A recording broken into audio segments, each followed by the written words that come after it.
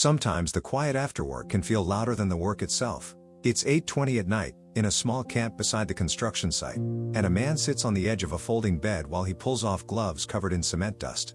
His hands sting a little. His back feels heavy. The smell of iron, sweat, wet cloth, and dry powder is still on him. The machines have stopped, but his ears still remember them. Why can the body be away from the job, while the mind still feels like it's standing in the noise? This may be the strange silence that comes after a long shift, when the day is over on paper, but not yet over inside you.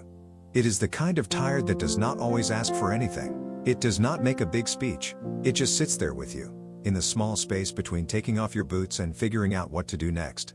A silence like this is when your outside world finally becomes still, but your inside world is still carrying the weight, rhythm, and pressure of the day. Nothing dramatic may be happening. You may be safe, fed, and off the clock, but your body has spent hours staying alert, lifting, watching, bracing, moving around danger, and keeping pace. So when everything stops at once, the quiet does not feel peaceful right away. It can feel almost unreal. One common reason is that physical work keeps the body in a state of constant readiness. On a construction site, the body does not only work, it listens. It listens for someone calling from behind, for metal moving, for a truck backing up, for a tool dropping, for the shift in someone's voice when something is about to go wrong. After 12 hours of that, silence can feel less like rest and more like the first moment your body realizes how much it has been holding. So when the gloves come off and the hands start to burn, the tiredness finally has room to show up. For a lot of people, it starts when the workday is built around proving endurance.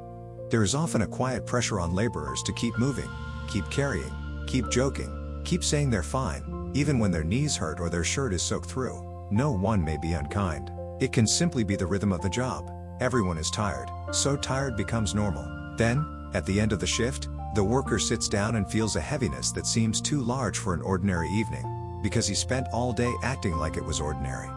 There's also a quieter reason. The mind may not know how to slow down as fast as the job ends. The site can go from loud to still in minutes. One moment there are engines, shouted instructions, metal clanging, and boots moving over gravel. The next moment, only a fan turns in the camp, someone coughs in the next bunk, and dust hangs in the air. That sudden change can leave the mind still scanning for the next task, the next mistake, the next thing to carry, even though there is nothing left to do. And sometimes this feeling becomes harder to name because the scene around it looks so plain. A folding bed, a plastic bottle near the wall, a pair of dirty boots beside the door, a towel hanging from a nail. Nothing here looks like a big emotional moment. There is no argument, no major loss, no obvious reason to explain why the quiet feels so deep. But the body knows what happened. It remembers the hours. It remembers holding the same tool until the palm felt raw. It remembers bending down, standing up, bending down again. It remembers swallowing complaints because the work was not finished yet. It's around 8:20 at night, and the site has gone still. A worker steps into the camp after a late shift. The air feels cooler, but his shirt is still damp under the arms and across the back. He sits on the edge of the folding bed, not fully lying down, not fully doing anything. He pulls one glove off, then the other, and small pale dust falls onto the floor near his boots. His hands look older than they did this morning. For a few seconds, he just stares at them. Not because something is wrong with them, because they carried more than he had time to notice. Outside, the machines are off, but in his ears, there is still the ghost of the machine noise. His shoulders stay slightly raised, like the day has not given permission for them to drop yet. He thinks about eating, washing, calling home, maybe checking a message, but each small action feels far away, like it belongs to another person who has more energy. If you've been there, you're not strange. You might know someone who lives like this. This is what deep work tiredness can look like when it finally becomes quiet. It is not only the muscles. It is the way a person can spend a whole day being useful, needed, tough, and steady, then sit alone at night and feel strangely unseen. The job took everything visible: strength, focus, time, movement. But the quiet asks for something invisible: the space to feel what the day actually cost. There is an emotional contradiction here that can be hard to explain. You may feel proud that you made it through the shift, and at the same time feel hollow from how much it took. You may be grateful for work, and still feel worn down by it.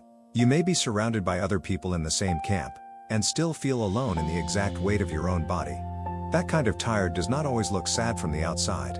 It may look like sitting still, drinking water slowly, looking at the floor, taking longer than usual to untie one boot, not answering a message yet, even when the phone is right there. It can look like a man who has finally stopped moving, but does not yet know how to arrive back inside himself. A small way to meet that moment is to separate the end of the shift from the start of rest. Sometimes the body does better with a simple bridge between the two. It might be washing the hands slowly, changing one piece of clothing, and sitting for 2 quiet minutes before checking the phone or joining a conversation.